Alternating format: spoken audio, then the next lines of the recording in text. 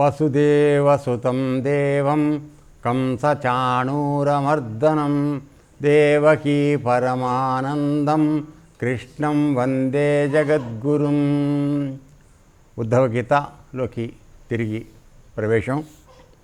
ప్రస్తుతం మనందరం కూడా పరమాత్మ చెప్పినటువంటి 3 గుణాలు వాటి వలన ఏర్పడేటటువంటి 3 వృత్తులు, అంటే ఏ విధమైన ప్రవర్తన ఏర్పడుతూ ఉంటుందనేది వాటి వివరం ఆయన మనకి చెప్తున్నాడు. సో దానిలో ఉన్నాం మనం. నిన్నటికి మనం ఈ తమోగుణ ప్రవృత్తులు, వ్యవహారం అదంతా కూడా చూడటం జరిగింది. తర్వాత ఈ మనిషి యొక్క ప్రవర్తన నేను నాది అనేటువంటి వచ్చినటువంటి సందర్భం ఎప్పుడైతే జరుగుతుందో అప్పుడు ఈ 3 గుణాల కలయిక వాడిలో ఉందనేది తెలుసుకోవాలని చెప్పాడు. తర్వాత మామూలుగా ఒక మనిషిని చూస్తే వీడు సత్వగుణ ప్రధానుడా, రజోగుణ ప్రధానుడా, లేకపోతే తమోగుణ ప్రధానుడా అని తెలుసుకోవడానికి ఏ విధంగా తెలుసుకోవచ్చు అనేది చెప్పడం కూడా జరిగింది. మామూలుగా మానసికంగా శాంతి, జితేంద్రియత్వం, తర్వాత శ్రద్ధగా శాంతిగా ఉండేటువంటి వాడు సత్వగుణంలో ఉంటేవాడని మనం గుర్తుపట్టచ్చు చూడగానే. అలాగే ఈ 24 గంటలు సంపాదన, వ్యవహారం, ఆలోచన, డబ్బు ఆ గోల్లో ఉండేవాడు రజోగుణం వాడు. తర్వాత ఇక క్రోధం, హింస, నిద్ర, కోపము ఇవన్నీ ఎక్కువగా ఉన్నవాడు తమో గుణంగా ఉన్నవాడు అని ఆటోమేటిక్గా వాడిని చూడంగానే చెప్పచ్చు అన్నమాట. వాడి ప్రవర్తన బట్టి వేరే అడగక్కర్లే. ఈగా నీ పేరేమిటని అడగక్కర్లేదు. అర్థమైందా? అది తర్వాత అయిపోయిన తర్వాత ఈ పురుషుడు కానీ స్త్రీ కానీ వాళ్ళు చేసేటువంటి నిష్కామ భావంతో నిత్య నైమిత్తిక కార్యక్రమాలు ఏం చేస్తున్నా కూడా వాళ్ళు సత్వగుణాన్ని పొందగలుగుతారని తెలుసుకోమని చెప్తున్నాడు. నిష్కామ భావంతో నువ్వు ఇంట్లో రోజు చేసే పని, వంట చేస్తున్నా సరే అది నిష్కామ భావంతో చెయ్యి, పరమాత్మ ప్రీత్యర్థంగా చెయ్యి. ఇంట్లో వాళ్ళందరూ మంచిగా ఉండాలి, ఆరోగ్యంగా ఉండాలి, సుఖంగా ఉండాలి అనేటువంటి దృష్టితో చెయ్యి. ఏడుస్తూ చెయ్యకు. అర్థమైందా? కొంతమంది ఏడుస్తూ చేస్తారు, నాకు ఈ వంట పని తప్పట్లేదు అది ఇది అని చెప్పి. అక్కడికి వేరే ఇంకో పని ఏదో వాడు బాగా చేసినట్టు లేదు. నేను ఎందుకంటే అంటే కుటుంబం పట్ల, పిల్లల పట్ల వాళ్ళకి శ్రద్ధ లేవడం లేదు.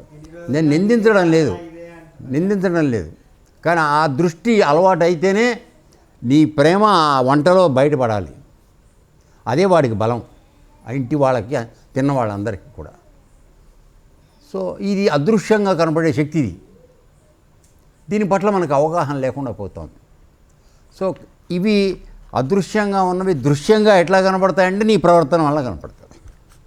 అది ఇక్కడ చెప్తున్న తేడా. ఓకేనా? రైట్. అది అయిపోయిన తర్వాత ఎప్పుడు ప్రతి పని అది నిష్కామ భావంతో ఉంటే సత్వగుణం, సకామ భావం నాకేంటి అని మొదలెడతాం చూసావా, వాడు రజోగుణం. వాడు ఏం అనుమానం లేదు. మీ ఇంటికి వస్తే మాకేం తెస్తావు, మా ఇంటికి వస్తే మాకేం తెస్తావు, ఇదే టైపులో ఉంటుంది. అంటే ఎక్కడైనా వీడికే బెనిఫిట్ ఉండాలి. అర్థమైందా? వీడు ఇదనమాట. ఈ తర్వాత కనబడిన వాళ్ళ పొడి చేసైనా సరే పొందుదామనేటువంటి ఉద్దేశం ఉన్నవాడు తమోగుణం వాడు.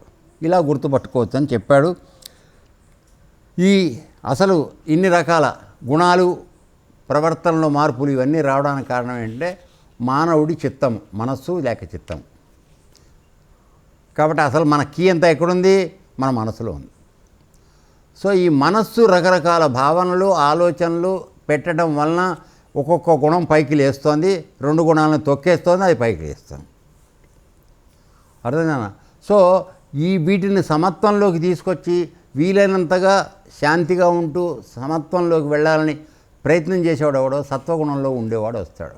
ఆ సత్వగుణం ఉన్నవాడు తొందరగా పైకి ఎక్కడానికి, మెట్టు పై ఎక్కడానికి అవకాశం వస్తుంది. అటువంటి వాడి పట్లే పరమాత్మ దృష్టి పెడతాడు. మీరు గుర్తుపెట్టుకోండి, సత్వగుణంలో ఉన్నవాడి పట్లనే పరమాత్మ దృష్టి పెడతాడు. ఎందుకంటే భగవద్గీతలో మనకు చెప్తాడు, సృష్టి అంతా నేనే చేశాను, నాకు ప్రత్యేకంగా ఎవరి పట్ల ప్రేమ లేదు, ద్వేషం లేదు. కానీ ఎవరైతే నా గురించి ఆలోచిస్తూ శ్రద్ధగా ఉండాలని ప్రయత్నం చేస్తున్నారో వాళ్ళ పట్ల మాత్రం నా దృష్టి వేరేగా ఉంటుందని చెప్తాడు. వాళ్ళు నాకు ప్రీతిపాత్రులు అని చెప్తాడు. ఇదే ఈ సత్వగుణం ఉన్నవాడు. ఎందుకని? వాడు సత్వగుణం ఉన్నవాడు వాడు శాంతిగా సుఖంగా ఉండాలని కోరుకుంటూ పక్కనున్నవాడు కూడా కొద్దిగా శాంతిగా సుఖంగా ఉండాలని ఆలోచన చేసేవాడు. అంటే తను కాకుండా పక్కవాడి కోసం కొద్దిగా ఆలోచన చేసేవాడు సత్వగుణం ఉన్నవాడు. 24 గంటలు నాకు అనుకునేవాడు రజోగుణం వాడు. నిన్ను చంపైనా సరేనే సాధిస్తాననేవాడు తమోగుణం వాడు. అర్థమైందన్న? సో సత్వగుణం అలవాటు చేసుకోవాలి. మనందరికీ 3 గుణాలు ఇచ్చారు. 3 గుణాల యొక్క అవసరం అందరికీ ఉంది, అందులో అనుమానం లేదు. చాలాసార్లు చెప్పడం జరిగింది అది. అయితే వాటిని ఎక్కడ ఉంచాలో అక్కడ ఉంచడం అవసరం. పరిమితి దాటితే ఏదైనా అతి సర్వత్రా వర్జయేత్. భార్య పట్ల పిల్లల పట్ల ప్రేమ ఎక్కువగా ఉండటం అత్యంత ప్రమాదకరం. భార్యతో ప్రేమగానే ఉండాలి, పిల్లలతో ప్రేమగానే ఉండాలి, కానీ ఒక క్రమశిక్షణగా లోబడి ప్రేమ ఉండాలి. మన ప్రేమ వాళ్ళని పాడు చేసేదిగా ఉండకూడదు. దయచేసి ఈ మాట గుర్తుపెట్టుకోండి. ఎందుకంటే మనం ఏం చేస్తున్నామో మనకు తెలియటల్లా. వాడు ఏదడితే ఇవ్వడం మనం చేస్తున్నాం. దానివల్ల ఏం జరుగుతుంది? వాళ్ళు ఒక మొండితనాన్ని మనం అభివృద్ధి చేస్తున్నాం. ఇది తప్పు. సో ఆ విధంగా సత్వరజస్సు గుణాలకి మూల కారణం మన చిత్తం, అనగా మన మనస్సు. తర్వాత అయితే ఈ విధంగా ఈ చిత్తంలో మార్పులు ఇవన్నీ రావడానికి నాకే విధమైన సంబంధం లేదన్నాడు. నిన్న మనం చూసాం ఈ సంగతి. నేను ఎప్పుడూ నీకు కేవలం ఆ చిత్తం ఉండడానికి, మనసు ఉండడానికి, బుద్ధి ఉండడానికి, అహం ఉండడానికి నేను కారణం ఉంటా, అంతవరకే. కానీ నీవు వాడుకునే విధానం నాకు సంబంధం లేదు కదా. సో అందువలన వాటి నాకు సంబంధం లేదని చెప్పాడు. తర్వాత ఈ గుణాల ప్రభావంతోనే మానవులు శారీరకమైనటువంటి అంటే శరీర సంబంధమైనటువంటివి, తర్వాత ఆర్థికపరమైనటువంటివి, తర్వాత మోహం అంటే దేన్ని విడిచిపెట్టలేకపోవడం. శారీరక సంబంధం ఏముంటుందన్న ఎవరితో ఉంటుంది? పిల్లలతో ఉంటుంది, లేదా పెళ్ళంతో ఉంటుంది, అంతే కదా. చుట్టాల మీద చాలా తక్కువగా ఉంటుంది, ఏదో ఉంటుంది కొంత మీద, లేదని కాదు, కానీ శారీరకంగా. ఇక ఆర్థిక సంబంధాలు, దానికి మోహం ఎవరి మీద ఉంటుంది? వచ్చిన డబ్బు ఎవరికి వెళ్ళకూడదు. సో ఈ విధంగా వాడు బానిసలైపోయి ఆ విధంగా జన్మ మరణ చక్రంలో ఇరుక్కుపోతున్నారు మానవులు. ఇలా పడిపోవడానికి నాకు సంబంధం లేదు, అది ఆయన చెప్తున్నది. అర్థమైందన్నా? అది ఓకే. ఇప్పుడు ఇవాళ మళ్ళీ మొదలెడుతున్నాం. ఇక సత్వగుణ ప్రధానం ఉన్నవాడు ఎట్లా ఉంటాడో చెప్తున్నాడు. అంటే మనకి కంపారిజన్ చేసి చూపిస్తున్నాడు. ఈ గుణంలో ఉన్నవాడు ఈ విధంగా ఉంటాడు రా నాన్న, గుర్తుపట్టడానికి. కాబట్టి ఇప్పుడు గుర్తుపట్టిన తర్వాత నువ్వు అలా ఉండడానికి ప్రయత్నం చేయడం నీ పని కదా. నువ్వు ఇట్టుంటా మంచిదిరా అని చెప్పా, అట్టుంటా నువ్వు ప్రయత్నం చేయాలి కదా. చెప్పిన తర్వాత నువ్వు ప్రయత్నం చేయకపోతే చెప్పి ఉపయోగం లేదు. అది అంతే. చెప్పి చెప్పి చెప్పి వీడి నోరు నెప్పెక్కడం తప్పే వాళ్ళు మార్పు వచ్చేది లేదు. నేను చేసే పని చేస్తూనే ఉంటాను, అంతే. ఇది కరెక్ట్ కాదు. అది ఓకే. సత్వగుణ ప్రధానులు తేజోవంతులు అంటే వాడి ముఖంలో ఒక తేజస్సు కనపడుతుంది. ఎందుకని? వాడు ఎల్లప్పుడూ పరమాత్మ గురించిన చింతలో ఉంటాడు. ఆ బ్రహ్మ వర్చస్సు, బ్రహ్మ తేజస్సు, బ్రహ్మచర్యం పాటించినటువంటివి కొన్ని శక్తి వాడిలో కనపడుతుంది. తేజోవంతులు. తర్వాత వారు నిర్మల స్వభావులు అంటే వాడి స్వభావం చాలా నిర్మలంగా ఉంటుంది. అంటే ఏదో ఒక దురాలోచనతోనో దుర్బుద్ధితోనో మలినమైన ఆలోచనతోనో నీకుతో మాట్లాడు. వాడు చాలా ఫెయిర్గా ఫ్రాంక్గా మాట్లాడతాడు. సరే, అది దురదృష్టవశాత్తు అది మనకు ఎదురు తిరిగి కొడుతూ ఉంటుంది, అది వేరే సంగతి. ఎందుకంటే రంగేసి మాట్లాడేవాడు ఈ ప్రపంచంలో చాలా తొక్కగా తొందరగా పైకి వస్తాడు.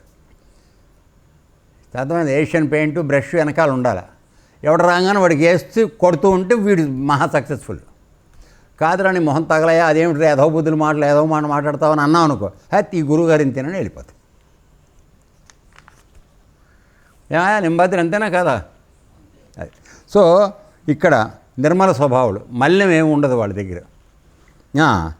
నేను నిద్రపోతున్నాడు ఏదో చూస్తున్నాను, నువ్వేమో మైకి పక్కకి వేయవు, కొద్ది పక్కకి జరుగు.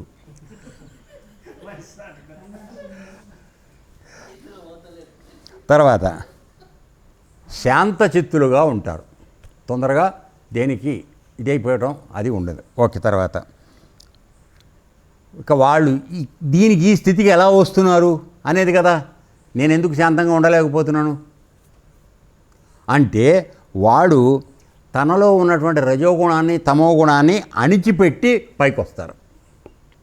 అది వాళ్ళలో కూడా ఉంది, లేకుండా లేడు, అందరిలోనూ ఉన్నది. అయితే వాడు ప్రయత్నపూర్వకంగా రజోగుణాన్ని తమోగుణాన్ని, అంటే ఏమిటి రజోగుణాన్ని తగ్గించుకోవడం అంటే అర్థం ఏంటి? కనపడిన దాని వెనకల్లా నాకు కావాలని కోరుకోవడం తగ్గించాలి, అది మైను. నీకు శాంతం ఎప్పుడు వస్తుందిరా? అది వద్దనుకుని ఎదుర్కొన్నా ఉన్నా వద్దంటే వస్తుంది. ఇది కావాలనుకున్నావు అనుకో, వెంటనే దానికి కావాల్సిన ప్లాన్లన్నీ చేయడం మొదలెడతావు, నీకు అశాంతి మొదలెడతావు. అందకపోతే కోపం వస్తుంది, క్రోధం వస్తుంది. అదేనా? సో ఇది వద్దురా, అసలు మనకెందుకు, మన దగ్గర ఉన్నదే మనకి చాలు, ఉన్నకాడి సంతృప్తిగా ఉందామని అనుకున్నావు అనుకో, నీకు శాంతంగా ఉండక ఎందుకుంటావు, నువ్వు వేరేగా ఎందుకుంటావు, అశాంతి ఎందుకుంటుంది, ఉండదు. రెండోది ఇక తమో గుణం. ఇది కాదురా నాన్న రాజు, నువ్వు చేసే తప్పురా, ఇలా కాదురా అని చెప్పాను అనుకో, సరే గురువుగారు అన్నావా, నువ్వు మంచివాడి, నువ్వా నాకు చెప్పేది, ఆ మాత్రం నాకు తెలియదు అనుకున్నావా అని అన్నావు అనుకో, నువ్వు తమో గుణంలో ఉన్నావు. అయితే ఇప్పుడు శాంతగుణానికి రావాలి అనుకుంటే ఈ ఉన్న లక్షణాలను కొద్దిగా మనం తగ్గించాలి. అందుకని భగవద్గీతలో కూడా మన అందరికీ చెప్పిన విషయం ఏమిటంటే, అందరిలోనూ 3 గుణాలు ఉన్నాయి, ప్రయత్నపూర్వకంగా రజోగుణాన్ని తగ్గించే పని చేయమన్నాడు. దయచేసి నేను చెప్పే మాటల్లో తేడా అర్థం చేసుకోండి. రజోగుణాన్ని తగ్గించమన్నాడు ప్రభావాన్ని, తమో గుణాన్ని పూర్తిగా నాశనం చేయమన్నాడు. అప్పుడు నీలో సత్వగుణం పైకి వస్తుంది. ఇది ఈ ప్రయత్నం నువ్వే చేయాలి. లోపల కూర్చున్న కృష్ణ పరమాత్మ గారు ఏం చేయడు, ఆయన వల్ల కాదు అది. ఇప్పుడు ఆయన కూర్చోవాలంటే ప్రతివాడి శరీరంలోనూ ఉన్నాడు, ఎలా బీజ రూపంలో కనబడకుండా ఉన్నాడు, చైతన్య స్వరూపంగా. ఇప్పుడు ఆయన అవతారం తీసుకుని నీకు కృష్ణుడు అర్జునుడు చెప్పినట్టుగా ప్రతివాడికి బోధ చేయాలంటే ఎక్కడి నుంచి అవుతుంది? అయ్యా పని అది అవదు. సో అందువలన నీకు ఇన్ని తెలివితేటలు ఇచ్చాను, నీకు విచక్షణా జ్ఞానం ఇచ్చాను, అన్నీ ఇచ్చాను, నీకు వాడుకుని సరేవుగా ఉండు. నేను అవన్నీ ఇచ్చినా కూడా నేను మామూలుగా అవివేకిలాగా ఉంటానంటే అది నీ ఇష్టం, ఇక దాన్ని నేనేం చేస్తాను? అర్థమైందా? అది సంగతి. ఓకే, కాబట్టి వాళ్ళు తమో గుణాన్ని దాన్ని అణిచుకుని అప్పుడు సత్వగుణాన్ని పైకి తీసుకొస్తారు. తర్వాత సుఖము, ధర్మము, జ్ఞానము మొదలైన సుగుణ ఫలాలు పొంది ప్రకాశిస్తారు. సత్వగుణంలో ఉన్నవాడు, వాడు చెప్పాను కదా, వాడు సుఖంగా ఉండాలి. ఎప్పుడు వాడు సుఖంగా ఉండడానికి, శాంతిగా ఉండడానికి ప్రయత్నం చేస్తాడు. దాన్ని పక్కవాడికి అందించడానికి ప్రయత్నం చేస్తాడు. ఓకే, వాడిని కూడా తిన్నాయని, ఇంత ఆకలితో వచ్చాడు, ఇంత అన్నం వాడికి కూడా పెడదాం అనేటువంటి బుద్ధి ఉంటుంది. తర్వాత ధర్మం, ఇక్కడ మెయిన్ పాయింట్. ఎట్టి పరిస్థితుల్లోనూ వాడు ధర్మ మార్గాన్ని విడిచిపెట్టాడు. అదే నాన్న, నువ్వు ధర్మంగా ఉండవు, ఉంటే ఏమంటే శాంతంగా ఉండే అవకాశం ఉందా అంటావు. ఇక్కడ మేము చూస్తూనే ఉన్నాం కదా, ధర్మంగా ఉంటే శాంతంగా ఉండే అవకాశం లేదు. అందుకే మా గురువుగారు చెప్పాడు, సత్యంలో నరకం ఉందని. సత్య మార్గానికి వెళ్ళావో నువ్వు నరకం అనుభవించాల్సిందే. ఎందుకంటే చుట్టూ ఉన్నది అవే అసత్యమే. ఎవరిని మారుస్తావు, ఎంతమందిని మారుస్తావు, అయ్యే పని కాదు. అయినా నీ ప్రయత్నం మానకు. అర్థమైందానా? అది. సో ధర్మ మార్గము. తర్వాత జ్ఞానం అంటే ఇది చెయ్యొచ్చు చెయ్యకూడదు అనేటువంటి విచక్షణాపూరితమైనటువంటి జ్ఞానం. ఈ 3 లక్షణాలు సత్వగుణంలో ఉన్న వాడిలో ఉంటాయి. దాని యొక్క సుగుణ ఫలాలు అంటే మంచి ఫలితాలు వాళ్ళు పొందుతారు. అర్థమైందా? మన దగ్గర కూడా 3 ఉన్నాయి, లేవనంటావా? ఖచ్చితంగా ఉన్నాయి. కానీ వాటిని మనం ఎలా ఉపయోగించుకోవాలో మనకు తెలియటం, అంతే తేడా. ఓకే, తర్వాత రజోగుణం భేద బుద్ధికి కారణం. పొరపాటున రాజుగాడు మంచివాడు రా, చాలా కష్టపడి పనిచేస్తాడు అని అన్నాను అనుకో, బాలుగాడు కోపం వస్తుంది. అనవసరం, అసలు వాడికి రావాల్సిన అవసరం లేదు. నేను కేవలం రాజులో ఉన్నటువంటి మంచితనాన్ని మాట్లాడాను, అంతేగాని బాలు చెడ్డవాడని నేను అన్నానా? కానీ వాడు అర్థం తీసేది వాడు అదే తీస్తాడు. ఎందుకని ఇలాగే ఎవడో పొరపాటున రాజుగారి పెద్దవారి చాలా మహాపతివ్రత అండి అన్నట్టు పొరపాటున వెంటనే చిన్న భార్య గారి దగ్గరికి, ఆవిడ వేగులు ఉంటారు కదా, వేగులు అంటే మోసేవాళ్ళు, ఇక్కడ ఆశ్రమంలో ఉన్నట్టు కానీ మోసేవాళ్ళు ఉంటారు కొంతమంది. సో ఆ మోసేవాళ్ళు వెళ్ళి చిన్న ఆవిడకి చెప్పారు, అమ్మ రాజుగారి దగ్గర పెద్ద భార్య చాలా మంచిదని అన్నారు అని చెప్పి, అక్కడి నుంచి ఆవిడ మేకప్ అంతా ఇప్పేసి అంతఃపురం దీంటికి వెళ్ళిపోయింది, అలక గృహానికి వెళ్ళిపోయింది. వాడు అన్నది లేదు చచ్చింది లేదు, వాడెవడో రాజుగారి దగ్గర చెప్పాడు. మీకు కథలో కొద్దిగా వెళ్ళాలనుకునేటైతే దీని సంగతి, అంటే టైం పోతుందని అనుకోకండి. నారదుడు ఏం చేశాడంటే పైన స్వర్గానికి వెళ్ళి పారిజాత పుష్పం తీసుకొచ్చాడు. తీసుకొచ్చి ఏం చేశాడు, అక్కడ సత్యభామ ఉంది, రుక్మిణి ఉంది. వాడు తంపు పెట్టడం కోసం వాడు ఏం చేశాడు, కృష్ణ ఇది నీకు ఇష్టమైన వాడికి అన్నాడు. తెచ్చింది ఒక పువ్వు.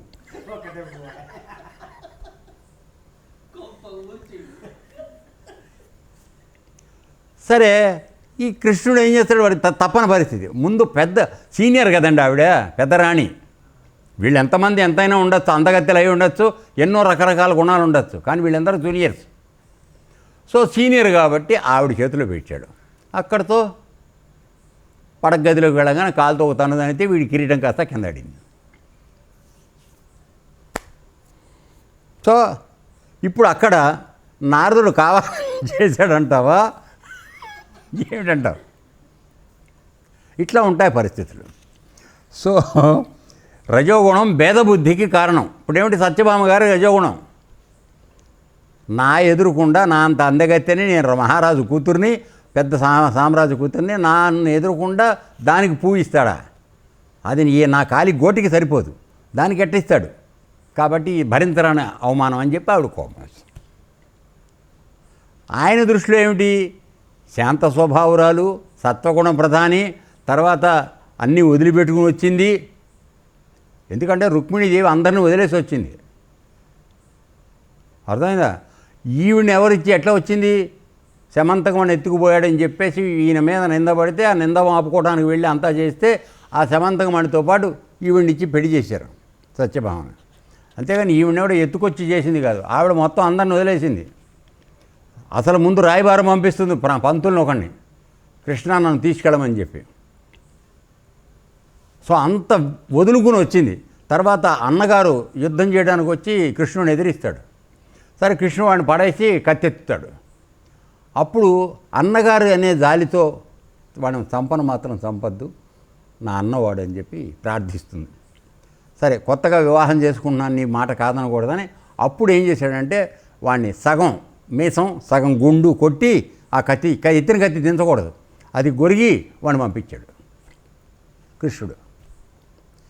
చూశానన్నా, ఇంత చరిత్ర ఉంది రుక్మిణీదేవికి. ఈవిడికి ఏముంది, అహంకారం తప్ప ఇంకోటి లేదు. సో ఇవన్నీ ఆవిడకి లెక్కలో ఉందా, లే, నాకు ఇవ్వలేదు, దానికి ఇచ్చాడు. భేదబుద్ధి రజోగుణానికి కారణం. అంటే ఉదాహరణ కోసం చెప్పాను అనమాట నేను, ఎందుకంటే ఇక లేటెస్ట్ చెప్తే తప్పు అయిపోతుంది నాకు, అందుకని పాతవి చెప్తాను. ఓకే, తర్వాత రజోగుణ స్వభావాలకు ఆసక్తి అధికం, కనపడిందల్లా కావాలనే ఉద్దేశం రజోగుణం వాడికి. అర్థమైందా? నేను అంటే ఇక్కడ మన ఆశ్రమంలో జరిగిందే చెప్తా. ఒకసారి మేము ఆ బట్టలు ఏవో తీసుకొచ్చి అక్కడ పెట్టాం. సరే 2-3 అమ్మాయిలు మామూలుగా ఉంటే ఏరుకోండి అన్నాం. ఒక ఆవిడ దాదాపుగా సగం పైన ఆవిడే ఏరేసుకుంది, మిగతా ఇద్దరు చూస్తూ నుంచుండిపోయారు. నేను చూస్తూనే ఉన్నది. ఏమంటావు దీన్ని? అంతే. ఓకే, తర్వాత వారి ప్రవృత్తి ఫలం కొరకు భజన. ఏమిటి, ఎప్పుడు చూసినా నేను చేస్తే నాకేం వస్తుందనే ఆలోచనతోనే ఏ పనైనా చేస్తారు.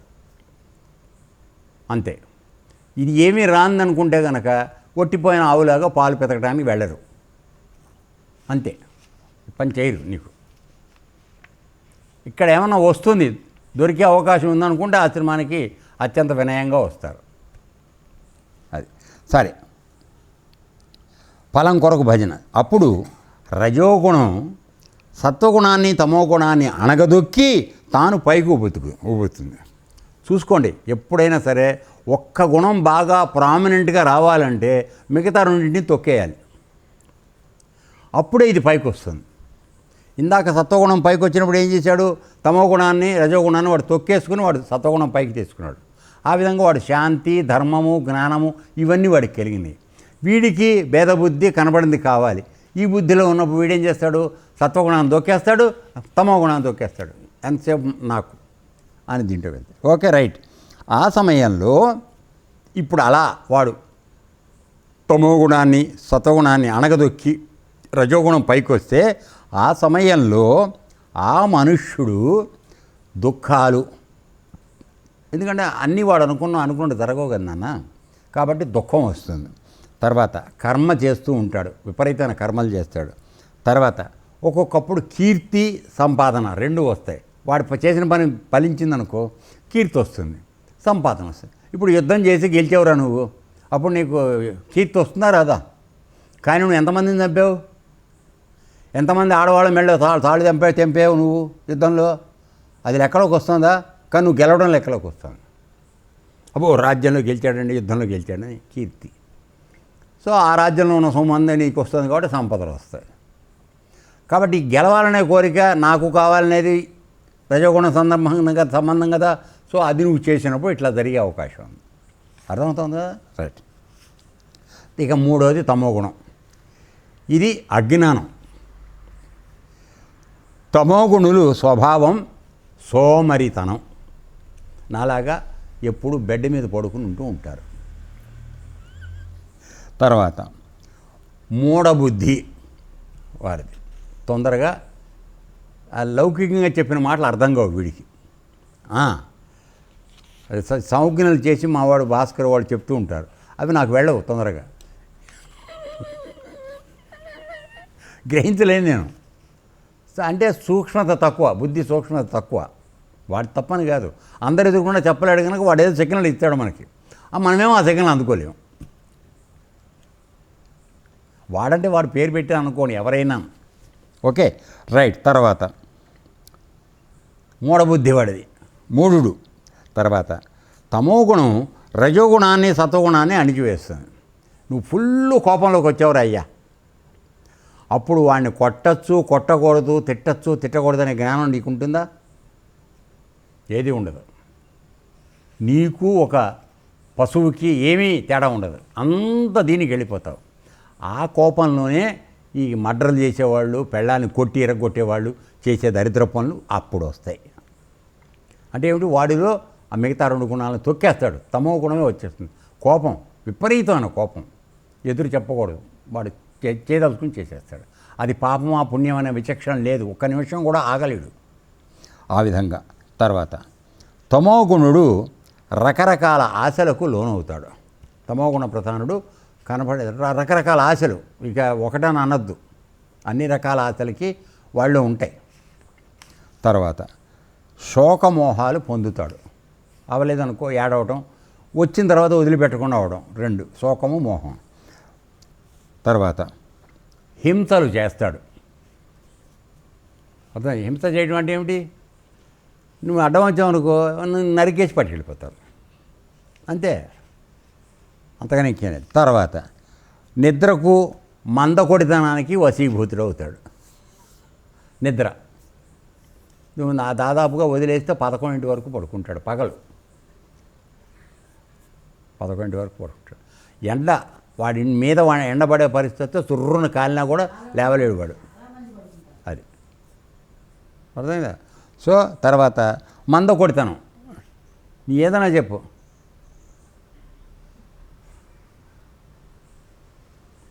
అదే ఎదురుకుండా ఏదైనా చూపించు, ఒక కోడిని ఏలాడి తీసిపోయి పెట్టు, పరిగెత్తుకుంటూ పెడతాడు. ఉత్తిగా తొందరగా లేమంటే మాత్రం చేయలేడు, ఏమీ లేకుండా కదా. సో ఈ మంత్రకు మందకొడికి వశీభూతుడవుతాడు. తర్వాత చిత్తం ప్రసన్నంగా ఉండి, అంటే చిత్తం అంటే మన మనసు ప్యూరిఫై అయిపోయినట్టు మనసు, ఇది ప్రసన్నంగా ఉండి, ఇంద్రియాలు శాంతంగా ఉండి. ఎన్ని కండిషన్లు పెడుతున్నాడు, మన దగ్గర లేనివే ఇవి అన్నీ కూడా. మన చిత్తం శాంతంగా ఎప్పుడుందిరా అయ్యా చెప్పండి, మనం శాంతంగా ఎప్పుడన్నా ఉన్నామా? అశాంతి లేకుండా ఉన్నామా? చెప్పండి, ఏదో కారణం అశాంతి లేకుండా ఉన్నామా? తర్వాత ఇంద్రియాలు శాంతంగా ఉన్నాయా? ఇక్కడ కూర్చునే దాని దుంప దగ్గర నేనేదో పొరపాటున అందాన్ని బయటికి రండి అంటూ ఉంటాయి, అతను ఉన్నది అందరూ బయటే.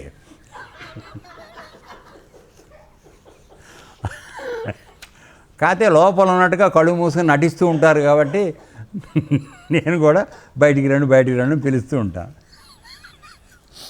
అర్థమైందా?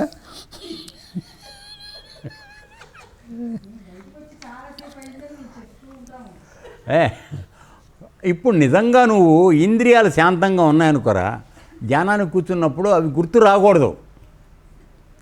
అక్కడ ఏం జరుగుతుందో శబ్దం ఏదో వినపడుతుంది, ఎవరు కొట్టుకుంటున్నారో అటు వెళ్ళిపోతుంది. ముక్కులో మిర్చి బజ్జి వాసన, కోడికూర వాసన వస్తుంది, వెంటనే మన దృష్టి అటు వెళ్ళిపోతుంది. అయ్యో ఆశ్రమానికి వచ్చి కోడి కూర తినకుండా అయిపోయింది, జీవితం అంతా వ్యర్థం అయిపోయిందని కాసేపు దుఃఖం వస్తుంది.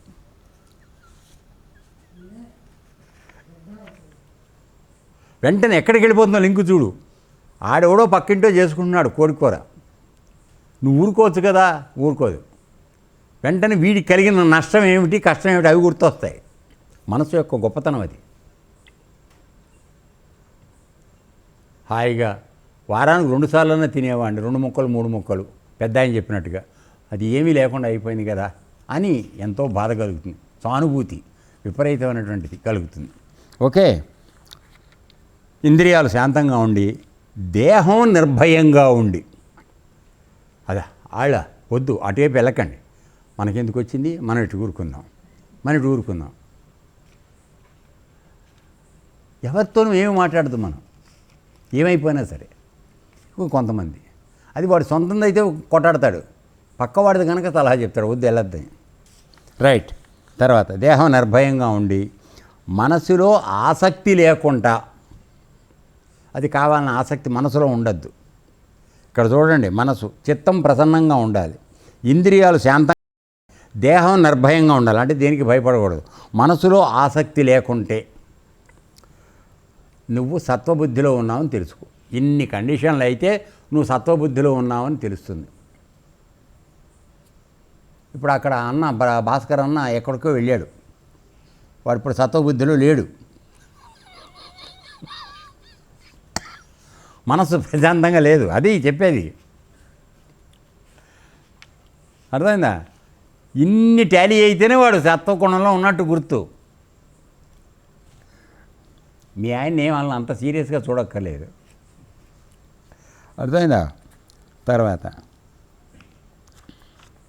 తర్వాత ఇన్ని చిత్తం ప్రసన్నంగా ఉండి, ఇంద్రియాలు శాంతంగా ఉండి, నిర్భయంగా, దేహం నిర్భయంగా ఉండి, మనస్సులో ఆసక్తులు లేకుంటే సత్వబుద్ధి అని తెలుసుకో. దేహం నిర్భయంగా ఉండటం అంటే అర్థం ఏంట్రా? సావు ఒకసారే వస్తుంది, చచ్చి పంపేస్తారేమో, చచ్చిపోతాననే భయం నువ్వు పడాల్సిన అవసరం లేదు. అది నిర్భయంగా ఉండడం. నువ్వు చేసేది ధర్మం అయి ఉండాలి, చేసేది ఏదో పని అయి ఉంటే సంపేస్తారని భయం ఖచ్చితంగా ఉంటుంది. నువ్వు చేసేది ధర్మానికి పట్టుకుని నువ్వు చేసినప్పుడు నువ్వు దేనికి భయపడక్కర్లా. అది ఉండవలసిన ధైర్యం, నేను చెప్పేది అది. దేహ నిర్భయంగా సత్వగుణంది. ఇక్కడ ఏమిటి, అబ్బో మనకెందుకు వచ్చింది ఊరుకోండి, మనకెందుకు వచ్చింది ఊరుకోండి. ప్రతిదానికి అదే మంత్రమా? తప్పు. Okay, right.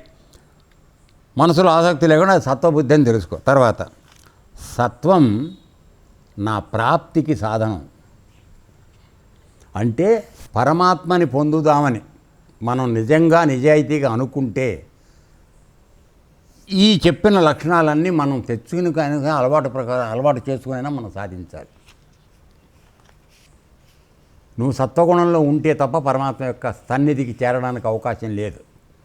నీవు సత్వగుణంలో ఉండడం అలవాటు చేసుకుని ఈ సత్వగుణ లక్షణాలన్నీ నీలో ప్రకటితమైన తరువాత, అంటే ప్రకటితం అంటే కనపడాలి, పరమాత్మకు కూడా తెలియాలి వీడు నిజంగా మారాడని. అప్పుడు నీకు భగవద్గీతలో చెప్పినట్టుగా దదామి బుద్ధి యోగం అని నీకు విచక్షణతో కూడినటువంటి జ్ఞానాన్ని, బుద్ధిని ప్రకాశింపజేస్తాడు పరమాత్మ. అప్పుడు నీకు ఈ పట్టుకున్నవన్నీ వదిలిపోతాయి. అంతవరకు వదలవు నాన్న, గుర్తుపెట్టుకో. నీవు ప్రయత్నపూర్వకంగా వీటిని అధిగమించడానికి ప్రయత్నం చేసినప్పుడు, ఆయన అసలైన అనుగ్రహం వచ్చినప్పుడు నీకు అందించబడే జ్ఞానంతో ఆటోమేటిక్గా ఆయన జ్ఞానం ఎప్పుడైతే అందిందో నీకున్నటువంటి అవన్నీ లంపటాలన్నీ ఒక్కసారి పోతాయి. ఇంకా ఎవరు పిలిచి చెప్పినా కూడా నీకు ఆసక్తి రాదు. అది అంతవరకు మనకవి మనం మంచిగా ఉందామని ప్రయత్నం చేస్తున్నా అప్పుడప్పుడు అది వస్తూ ఉంటుంది. నిన్న మనం చూసేటప్పుడు చెప్పాడు ఒక మాట, ఏమనంటే జ్ఞానం కలిగిన వాడు ఉన్నప్పటికీ వాడికి అప్పుడప్పుడు ఇలాంటి ప్రలోభం వస్తూ ఉంటుంది, కానీ ఆ ప్రలోభం ఎంతో కాలం ఉండొచ్చుమా, కొద్ది కాలానికి దాటిపోతాడు వాడు అని చెప్పి.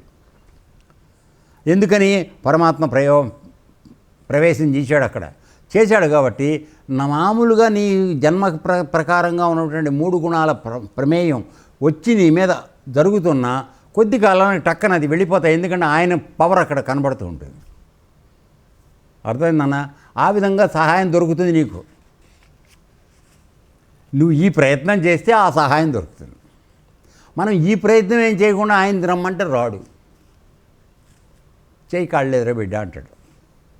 అది ఓకే, రైట్. సత్వం నా ప్రాప్తికి సాధనం. పరమాత్మను పొందాలంటే నువ్వు సత్వగుణంలోనే ఉండాలి. సత్వగుణంలో ఉండడం అంటే ఏంటి? చిత్తం ప్రసన్నంగా ఉండాలి, ఇంద్రియాలు శాంతంగా ఉండాలి, దేహం నిర్భయంగా ఉండాలి, చేసే పని ధైర్యంగా చేయి. ఎవడో చంపేస్తాడని భయంతో నువ్వు చేయకు, నీ ధర్మ మార్గం అయితే. తర్వాత మనసులో ఆసక్తి వద్దు. ఇది చేయటం వరకే నా డ్యూటీ. ఏం బిడ్డ, అది అవ్వచ్చు అవ్వకపోవచ్చు. ఎందుకంటే అది జరగడం మంచిది కాదని నిర్ణయం చేసేవాళ్ళు పైన ఉన్నారు. నీకు తెలియదు, నీ జ్ఞానం నా జ్ఞానం సరిపోదు. కాబట్టి నువ్వు చెయ్యి, పని సిన్సియర్గా చెయ్యి. అవ్వకపోతే వదిలేయి. అయిందా? పరమాత్మ అనుగ్రహం ఉంది, ధర్మం జరిగిపోతుంది.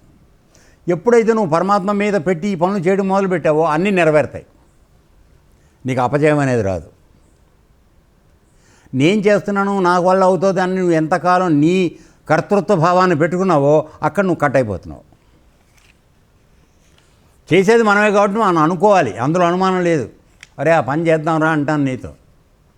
అలా అనంతమాంతం చేత ఇది నా సొంత ఐడియా అని అనుకోవద్దు. నేను చెప్పేది అది. ఈ సంకల్పం ఎవడు ఇచ్చాడు నాకు? అన్నీ వాడే ఇస్తున్నాడు. సంకల్ప వికల్పాలు అన్నీ కూడా ఆయనే ఇస్తున్నాడు. అన్నిటికీ ఆధారంగా ఆయన ఉన్నాడు. ఆ సంకల్పం మంచిదా కాదా అనేది ఎప్పుడు నిరూపణ అవుతుంది నీకు? అది యాజ్ ఇట్ ఈజ్గా నెరవేరితే అది పరమాత్మ అనుగ్రహం ఉన్నట్టు. అవ్వలేదు, మన సొంత తెలివితేటలతో జరిగింది, వదిలేయి. అక్కడ క్రోధానికి రాకు. అర్థమైంది? అవలేదనగానే వీడు చెడగొట్టాడు అని దాని మీదకి రాకు. అర్థమవుతుందా? అది ఓకే, రైట్.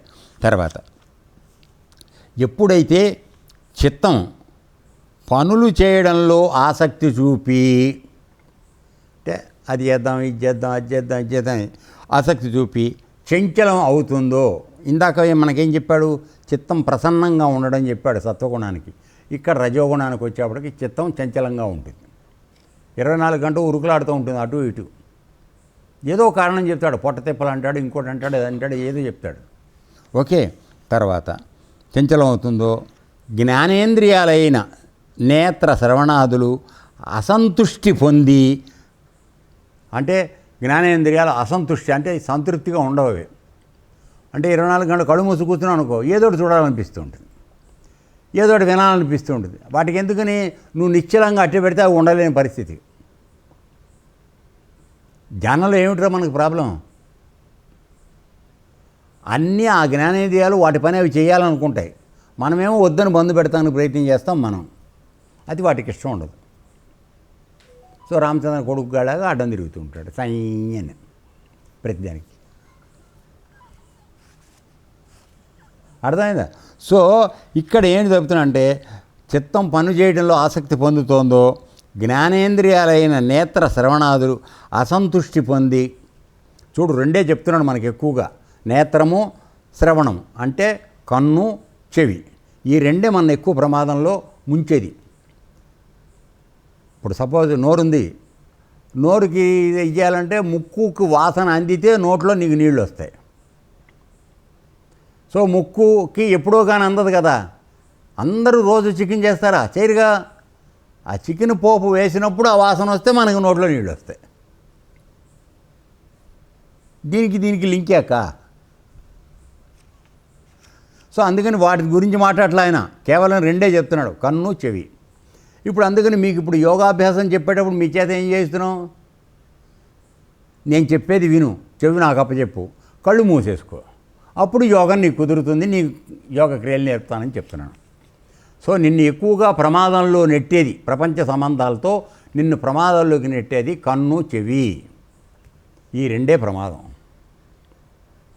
కాబట్టి ఇక్కడ చెప్తున్నాడు ఆయన, జ్ఞానేంద్రియాలైన నేత్ర శ్రవణాదులు అసంతుష్టి పొంది, చాలా వాటికి విశ్రాంతిగా లేదు. అది చూడాలి, ఇది చూడాలి, అది వినాలి, ఇది అంటే కొట్టుకుంటూ ఉంటాడు పక్కన. వెళ్ళిపోయి నిలబడిపోయి యోగంలో ఇక్కడే కూర్చున్నాడు, కానీ అవి ఏం కొట్టుకుంటున్నారో వింటూ ఉంటాడు. రైట్. తర్వాత ఇక కర్మేంద్రియాలైన హస్తాలు పాదాలు వికారాలు పొంది ఎన్ని కదులుతున్నాయో ఆలోచించండి. ఈ చిత్తం ఒక్కసారి కనుక ఇదైపోతే, చంచలం అయిపోతే, దాని వెనకాల ఆటోమేటిక్గా జ్ఞానేంద్రియాలైన కళ్ళు చెవులు యాక్షన్లోకి వచ్చేస్తాయి, అంటే ఒక అసంతృప్తిలోకి. తర్వాత కర్మేంద్రియాలైన పాదాలు హస్తాలు అంటే ఏంటి, అక్కడ మనస్సు చంచలంగా ఉంది కదా, ఇప్పుడు ఏదో ఒకటి చేసేయాలి, అక్కడికి వెళ్ళటమో ఇక్కడికి వెళ్ళటమో ఏదో చేసేయాలి. అందుకని కాళ్ళు చేతులు పనిచేయడం మొదలెడతాయి. అవి వికారాలు పొందుతాయి. అంటే వికారం అంటే మార్పు పొంది ఇక మనస్సు భ్రాంతమైపోయి, అంటే భ్రాంతిలో పడిపోతుంది మనస్సు. తర్వాత శరీరం అస్వస్థత పొంది, ఇది ఏమవుతుంది, దిగులు, అది అవ్వలేదు ఇది అవ్వలేదు, దాంతో అనారోగ్యం పొంది. ఇవన్నీ కలిగాయంటే రజోగుణం పెరిగినట్లుగా గ్రహించు. సో ఇన్ని లక్షణాలు కనుక ఏర్పడితే వీడు రజోగుణంతో ఎక్కువగా బాధపడుతున్నాడు అనేది గ్రహించుకోండి. అర్థమైందా? అది. తర్వాత ఇక చిత్తం, నేత్రం, శ్రవణం మొదలైనవి శబ్దాదులు దృశ్యాదులు గ్రహించలేని అసమర్థ స్థితికి చేరాయి అంటే అజ్ఞానం కమ్ముకొని వస్తున్నట్లే. ఇక్కడ ఇందాక దాంట్లో నీకు అవి ప్రేరేపణ జరిగి అసంతృప్తి పొందాయి అక్కడ. అవి ఉన్నా కూడా పనిచేయని స్థితికి వచ్చినాయి. అంటే ఏమిటి, నీకున్న అజ్ఞానం వాళ్ళని కమ్మేసింది. అక్కడ పనిచేస్తుంటే వాటికి సంతృప్తికరంగా లేకుండా అయినాయి. తేడా అర్థమవుతుందో మరి లేదు తెలియదు నాకు. ఇప్పుడు కళ్ళు చెవులకి ఒక శాంతంలో ఉండేటువంటి అవకాశం లేకుండా అయిపోయింది. ఎందుకని నీ చిత్తం చంచలమైంది కాబట్టి. దాంతో కర్మేంద్రియాలు ఇదవుతున్నాయి, శరీరం ఇదవుతోంది, మనసు భ్రాంతం అయిపోతుంది, ఇవన్నీ వస్తుంది. ఇక్కడ రెండోది మూడోది తమో గుణానికి వచ్చేప్పటికి అసలు చిత్తము, నేత్రము, శ్రవణం మొదలైనవి శబ్దాదులు దృశ్యాదులు గ్రహించలేని అసమర్థ స్థితికి చేరాయి. అవి ఉన్నా నీకు ఉపయోగం లేదు. ఎందుకని, నీలో ఉన్న అజ్ఞానం అంత బలంగా చేరి వాటన్నింటినీ తొక్కేసింది. అక్కడ అసంతృప్తితో ఉన్నాయి, ఇక్కడ పూర్తిగా నిద్రాణంలో ఉన్నాయి స్థితికి చేరాయి. అలా చేరాయి అంటే అజ్ఞానం కమ్ముకొని వస్తున్నట్టే, నల్లని మేఘం మన మీద కప్పుకొని వస్తోందని గుర్తు అన్నమాట. అర్థమైందా? తర్వాత అప్పుడు బుద్ధి దుఃఖిస్తుంది. ఎన్నోసార్లు చెప్పాను నేను, మన మనస్సుతో పాటు బుద్ధి, చిత్తం, అహం ఉంటాయని చెప్పాను కదా. అంతఃకరణ అంటే ఇవే. అంటే మనం ఒక పని చేస్తున్నామంటే, ఒక విషయం చూసాము, అది మనస్సుకు వచ్చింది. మనసుకు వచ్చిన తర్వాత ఏం చేయాలనేది ఈ నలుగురు కలిసి నిర్ణయం చేస్తారు, మనకు ఆశ్రమానికి ట్రస్టీ సభ్యుల్లాగా. అర్థమైందా? సరే, వాళ్ళల్లో ఏకాభిప్రాయం ఉంటుంది అక్కడ, ఇక్కడ ఉండదు, అది వేరే సంగతి. పోతే ఇప్పుడు ఏంటంటే, వచ్చినప్పుడు ఈ మనసు వస్తున్నప్పుడు ఏం చెప్తున్నాను, ఇప్పుడు అవి గ్రహించలేని స్థితికి వచ్చినప్పుడు మనస్సు ఇదైపోతుంది కాబట్టి, మన అసమర్థ స్థితికి చేరే కాబట్టి మన మనస్సు అజ్ఞానం పూర్తిగా కప్పేసింది. మనలో ఉన్న అజ్ఞానం వాటన్నింటినీ కప్పేసింది, అవి ఏమాత్రం పనిచేయట్లే. అప్పుడు బుద్ధి దుఃఖిస్తుంది అంటున్నాడు. ఎందుకని, అసలు విచక్షణా జ్ఞానంతో నువ్వు ఒక పని చేయొచ్చు చేయకూడదని నిర్ణయం చేసేది బుద్ధి. బుద్ధి నిశ్చయం చేస్తుంది, ఆత్మ మనసు సంకల్పిస్తుంది, చిత్తం శోధిస్తుంది, బుద్ధి నిశ్చయం చేస్తుంది, అహం పని చేయిస్తుంది. ఇవి 4 పనులు. సో ఇక్కడ బుద్ధి, అరే వీడు చేస్తున్న తప్పే, నా మాట వినడం లేదే, ఈ మిగతా 3 బలంగా అయిపోయారే, నేనేం చేయలేనని దుఃఖిస్తుంది. అందుకని లోపల నీకు ఒక సంఘర్షణ జరుగుతూ ఉంటుంది, చేసే పని తప్పు అని. సరే, మనం తొందరగా అది ఎప్పుడు పట్టించుకోం, అది వేరే విషయం. ఎందుకంటే మిగతా 3 మనకు బలంగా ఉన్నాయి కదా, మనస్సు, చిత్తము, తర్వాత అహంకారం, మనకు 3 బలంగా ఉన్నాయి కనుక బుద్ధి చెప్పేదాన్ని మనం ఎవరు పట్టించుకోం. అర్థమైందా? అంతకాలం కూడా నువ్వు అజ్ఞానంలో ఉన్నట్టు, నువ్వు మళ్ళీ చేసిన కర్మల వలన జన్మలకు రావడం ఖాయం.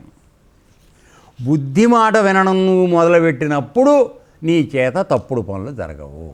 బుద్ధి మాట వినే పరిస్థితి ఎప్పుడు వస్తుంది అంటే నీకు ఇందాక చెప్పినట్టుగా దదామి బుద్ధి యోగం, తత్వగుణం నువ్వు పెంపొందింపజేసుకుని నువ్వు శుద్ధ సాత్వికానికి అక్కడికి వెళ్ళినప్పుడు ఆయన అనుగ్రహం నీకు వస్తుంది. అప్పుడు బుద్ధి బలంగా తయారవుతుంది. అది మిగతా ముగ్గురిని కంట్రోల్ చేస్తుంది. మామూలు పరిస్థితిలో ఇప్పుడు నేను ఏడ్చినట్టుగానే ఆశ్రమంలో అది కూడా ఏడుస్తూ ఉంటుంది. అది తప్పురా ఇది తప్పురా అని అయినా చేసుకునేవాడు చేసుకుని వెళ్ళిపోతూనే ఉంటారు. అదేనన్న. సో రైట్, ఇప్పుడు బుద్ధి దుఃఖిస్తుంది, మనసు శూన్యం అయిపోతుంది. ఏం చేయలేదు. ఎందుకని మిగతా ఇంద్రియాలు గుణాలు అన్నీ ప్రభావితం చేసేసినాయి కాబట్టి మనసు కూడా ఏం చేయలేకపోతుంది. తర్వాత వివాదం వృద్ధి అవుతుంది. ఎవరి మధ్య వివాదం ఇది? అంతఃకరణలో వివాదం. చెప్పా కదా, నలుగురు ఉంటారు, కొట్టుకుంటూ ఉంటారు. చెయ్యాలని ఒకడు, చెయ్యొద్దని ఒకడు, అదా ఇట్లా మనసు ఒకటి చెప్తే చిత్తం ఒకటి చెప్తుంది, చిత్తం ఒకటి చెప్తే బుద్ధి ఒకటి చెప్తుంది. ఇట్లా నలుగురు కొట్టుకుంటూ ఉంటారు. తర్వాత ఇది పూర్ణ తమోగుణ ప్రభావం. అంటే పూర్తిగా మనం తమోగుణంలో ఉన్నామంటే అర్థం ఏంటంటే మిగతా ఏవి పనిచేయవు. అర్థమైందా? మన అజ్ఞానమే పనిచేస్తుంది. ఓకే, ఇక్కడికి ఆపేద్దాం. ఏతత్సర్వం శ్రీకృష్ణార్పణమస్తు. లోకా సమస్తా సుఖినో భవంతు. ఓం తత్సత్.